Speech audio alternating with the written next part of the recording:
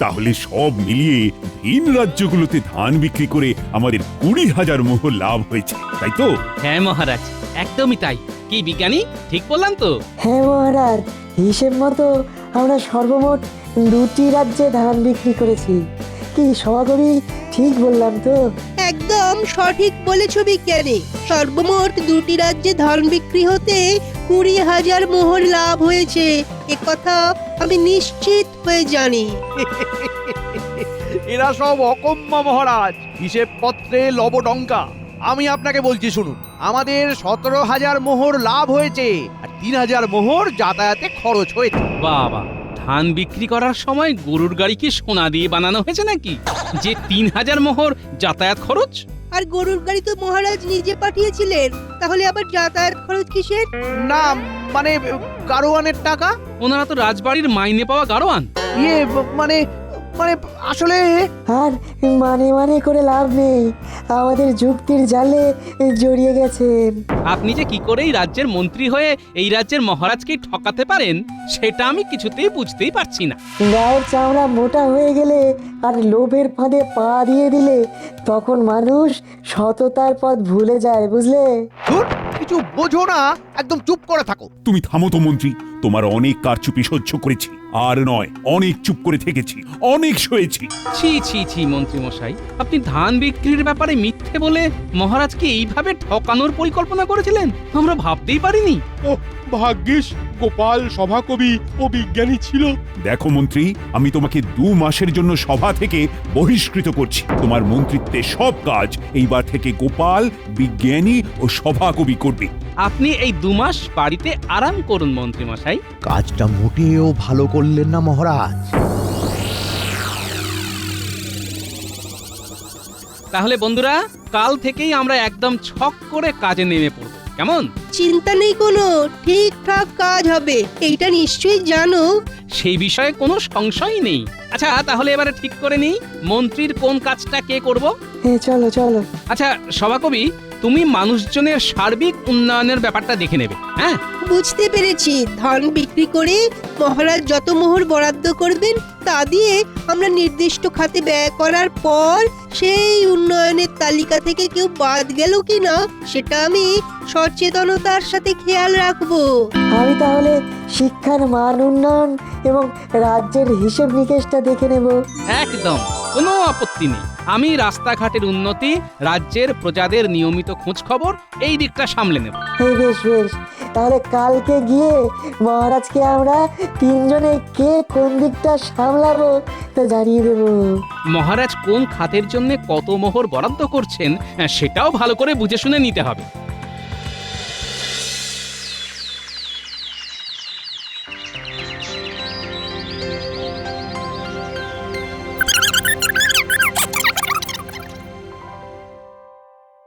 আচ্ছা গোপাল, মহারাজ তো আপাতত রাজ্যের প্রজাদের সার্বিক উন্নয়নের ব্যাপারটাতেই বেশি করে জোর দিতে বললেন।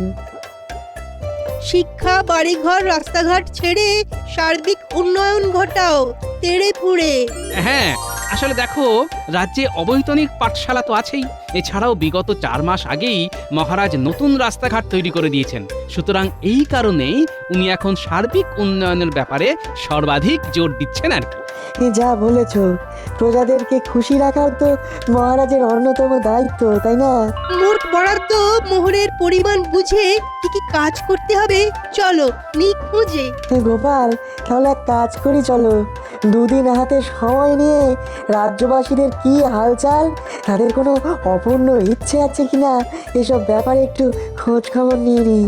ঠিক বলেছ, মন্ত্রী কোথায় কোথায় কি কি কাজে ফাঁকি দিয়ে গেছে তা দেখে নি।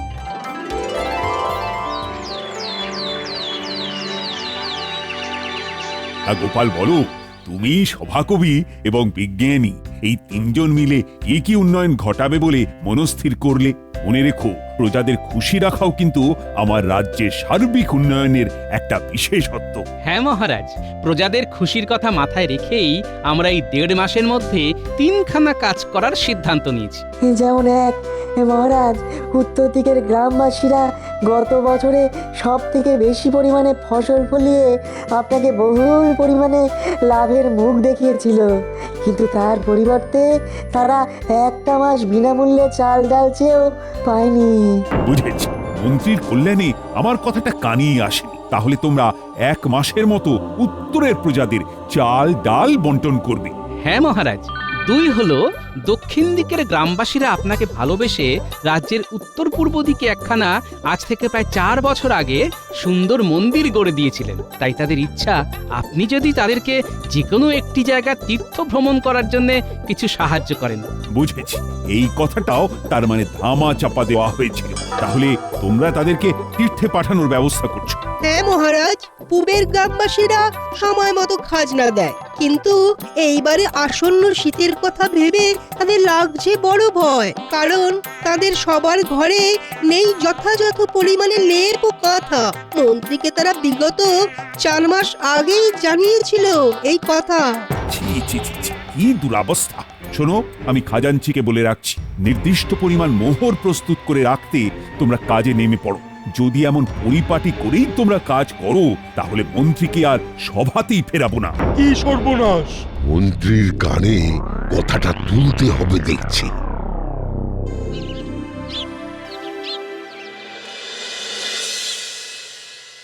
কি গো গিন্নি, ও গিন্নি, আরে আর কতক্ষণ? একটু শরবত বানাতে এত সময় কেউ নেয় নাকি? আমি তো শরবত বানাইনি, পারবো না বানাতে। কি? কেন?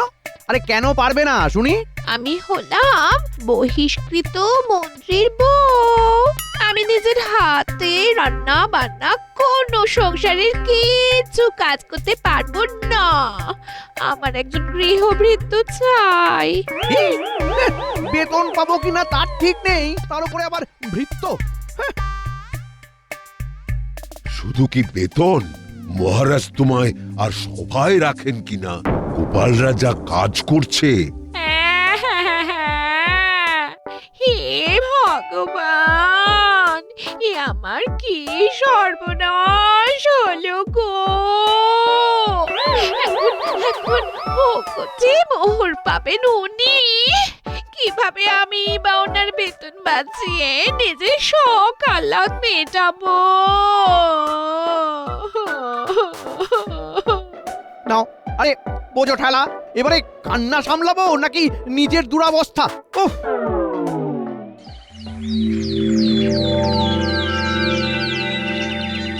প্রথমেই বলি, হে আমার সকল উত্তরের প্রজারা, সঠিক সময়ে তোমাদের সকলকে বিনামূল্যে চাল ডাল বিতরণ করতে না পারার জন্য আমি দুঃখিত। তবে আর বিলম্ব না করে আমি আজকেই তোমাদের সকলকে চাল ডাল বিতরণ করতে সক্ষম হয়েছি। এই পরিমাণ চাল ডাল দিয়ে তোমাদের মাস 1.5-2 খুব ভালো করে চলে যাবে, বুঝলে? ধন্যবাদ মহারাজ, ধন্যবাদ ধন্যবাদ ধন্যবাদ গোপাল, বিজ্ঞানী ও ধন্যবাদ সভাকবি বিজ্ঞানী, মহাশয়, ধন্যবাদ ধন্যবাদ। সভাকবি মহাশয়। আচ্ছা, আমরা তাহলে আসি। সকলে ভালো থেকো। এই গোপাল, বুঝি উত্তরে সবাই চাল ডাল পেল তো? আমি প্রতিটা বাড়িতে গিয়ে প্রত্যেককে খবর দিয়েছি মহারাজ। আমিও গুনে গেঁথে নিয়েছি খুব ভালো করে, মনে হয় না আর বাকি কেউ রইলো পড়ে। এ আমার সকল প্রিয় দক্ষিণের প্রজারা, প্রথমেই বলি, তোমাদের তীর্থে যাওয়ার মনস্কামনা দেরি করে পূরণ করার জন্য আমি ভীষণই দুঃখিত। যাই হোক, আমি আজকে তোমাদের সকলকে তীর্থে যাওয়ার জন্য খুশি মনে অর্থনৈতিকভাবে সাহায্য করতে চাই। তোমরা যে যেখানে খুশি তীর্থ করে আসতে পারবে, আর কোনো অর্থনৈতিক বাধা থাকলো না। আপনাদের সকলের জয় আপনাদের হোক, সকলের জয় হোক। সবাই মোহর পেয়েছে তো গোপাল? গুনতে তো কোনো ভুল হয়নি।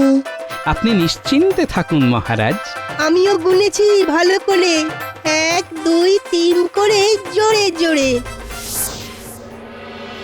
হে আমার সকল প্রিয় পূর্ব দিকের প্রজাগণ, তোমাদের আর শীতে কোনো ভয় নেই, কারণ আজকেই আমি তোমাদের প্রত্যেককে শীতের জন্য লেপ কম্বল বিতরণ করব। এগিয়ে এসো। ধন্যবাদ, জয় রাজা কৃষ্ণচন্দ্রের জয়। নতুন লেপ কম্বল তাহলে পাচ্ছি বল? মন্ত্রীকে তো বলে বলেও কিছু হলো না। মন্ত্রীগিরি এইবার দেখ না, বিষ বাও জলে দেখবে জ্বলবে আর মাখনের মতো গলবে। আর নতুন কাজও দেবে, কি বলিস? হ্যাঁ, মন্দ লোকের ভালো কিছু সহ্য হয় না তো।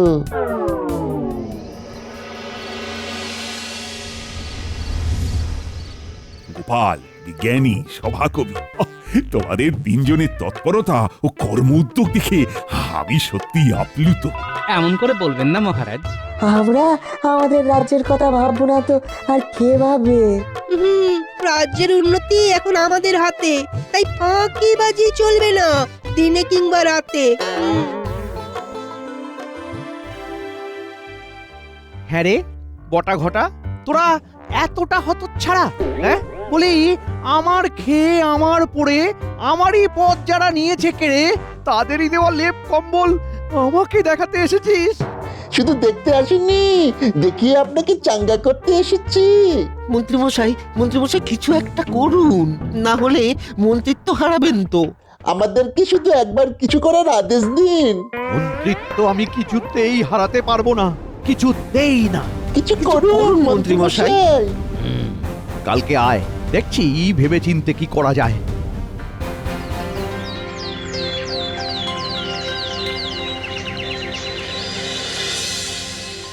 তাহলে মন্ত্রী কতই না ফাঁকি দিয়েছিল বলো? দেখো গিন্নি, ফাঁকি দিয়েছিল সেটা তো জানতাম, কিন্তু আসল কথাটা হলো এতটা পরিমাণে সেইটা বুঝতে পারিনি।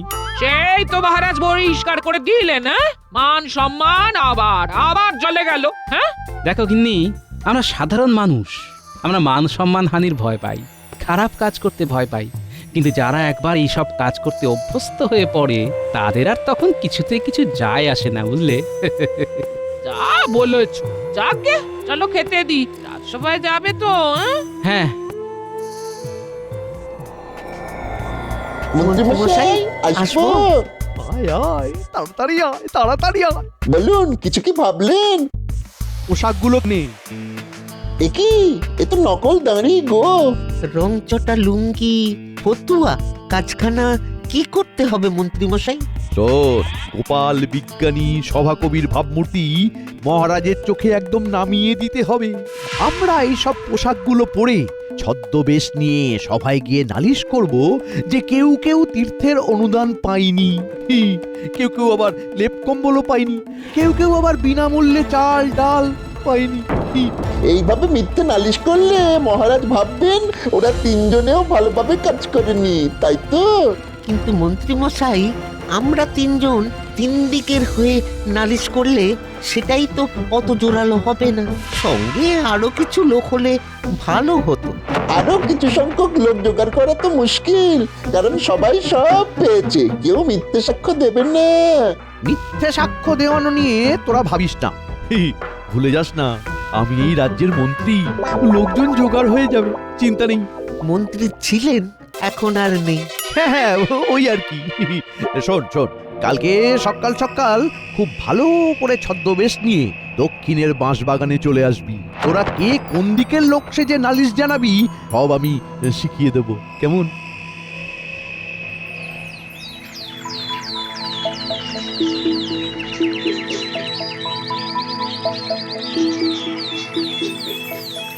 তাহলে গোপাল, এর পরবর্তী ক্ষেপে রাজ্যের উন্নয়নে আমরা ঠিক কিভাবে এগোবো সেই ব্যাপারটা নিয়ে তো আলোচনায় বসতে হবে। হ্যাঁ মহারাজ, তা তো হবে।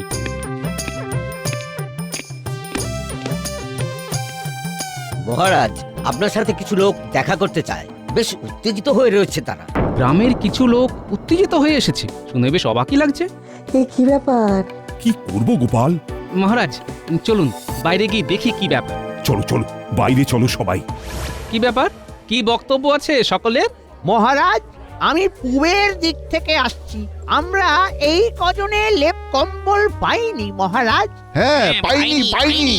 মহারাজ, আমরা দক্ষিণের দিক থেকে আসছি, এই তিনজন আমরা ওই তীর্থের জন্য অনুদান পাইনি। পাইনি। মহারাজ, আমরা তিনজন উত্তর থেকে আসছি, আমরা কেউই বিনামূল্যে চাল ডাল পাইনি। পাইনি। এ কেমন কাজের ছিরি? গ্রামে গ্রামের উন্নয়নের নামে মহৎ কাজ করা হচ্ছে, কিন্তু সেইখানে গ্রামের কেউ না কেউ বাদ থেকে যাচ্ছে। কই খাজনা নেওয়ার সময় তো কেউ বাদ পড়ে না মহারাজ। গতর খাটিয়ে ভালো মানের ফসল ফলালাম, এদিকে উন্নয়নের নামে এ কি গাফিলতি? সেইবারে ওই মন্দির গড়ার সময় নিজের গেট থেকে সব থেকে বেশি চাঁদা দিয়েছিলাম, কিন্তু অনুদানের সময় আর ঝুলি শূন্য। এর থেকে তো মন্ত্রী সব থেকে ভালো ছিলেন। উন্নয়ন করতেন না, কিন্তু তাই বলে এমন গাফিলতির সাথে কাজ করতেন না। উন্নয়নের একই রূপ মহারাজ। ছি ছি ছি, এ কি শুনছি? গোপাল, বিজ্ঞানী, সভাকবি, লজ্জায় তো আমার মাথা কাটা যাচ্ছে। দয়া করে তোমরা শান্ত হও, নিজেদের বাড়ির ঠিকানা দিয়ে যাও। আমি পেয়াদাদের দিয়ে সব জিনিস তোমাদের বাড়ি পাঠিয়ে দিচ্ছি।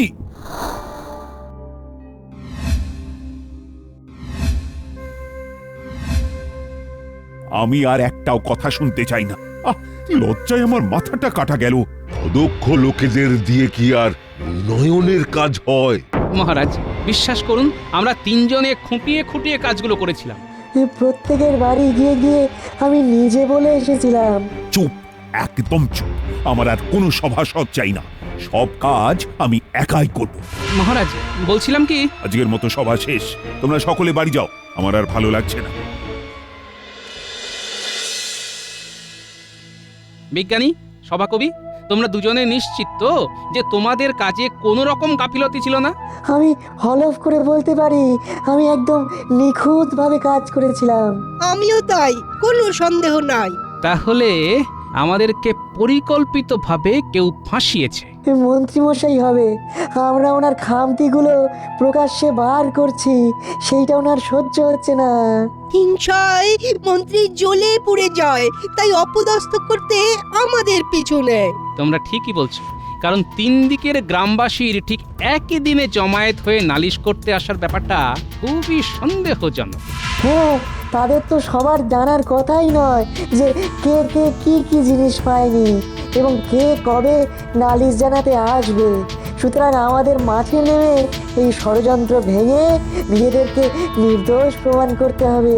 কাল একদম সকালে চার মাথার মোড়ে চলে এসো। আজ রাতে ভেবে নিয়ে কাল একদম ছক কষে কাজে নাম।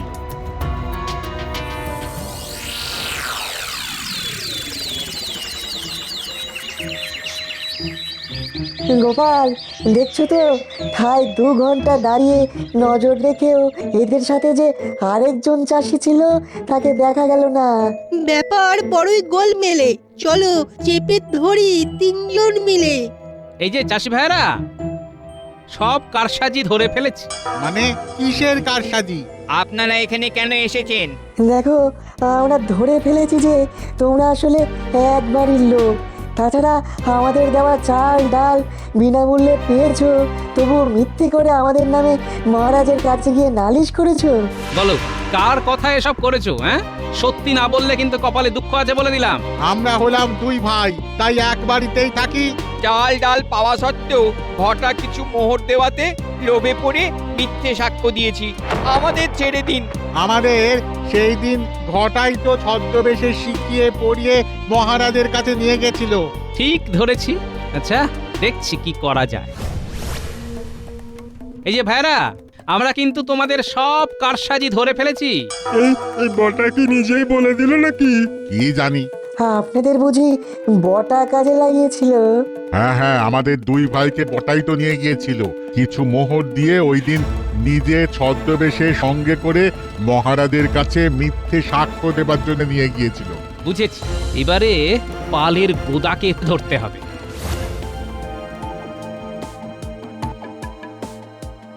নিজেদের ভালো চাইলে সত্যিটা বলো। মন্ত্রী মশাই মোহরের লোভ দেখিয়ে আমাদেরকে দিয়ে মিথ্যে সাক্ষ্য দেয়া করিয়েছে। উনি ছদ্মবেশে নিজে দিন দৈন মিস্ত্রি সেজে আমাদেরকে রাজসভায় নিয়ে গিয়েছিলেন। বুঝলাম। এইবার সবই করে ফাঁস। মন্ত্রী মশাইয়ের বদমাইশিতে টানতে হবে রাস। চলো মহারাজকে সব খুলে বলি। মহারাজ শুনুন, তবে আমরা 3 জনে নির্দোষ। হিংসার বশে মন্ত্রীর হয়েছিল ভারী রোষ। তাই সে বটার ঘটাকে সঙ্গী করে লোকজনদের মিথ্যে সাক্ষী দেওয়ালো ধরে ধরে। কি বলছো হে সভাকবি? ওই বিজ্ঞানী গোপাল, এ কথা কি সত্য? খাঁটি সত্য মহারাজ। মহারাজ এই মন্ত্রী মশাইয়ের একটা বিহিত করুন।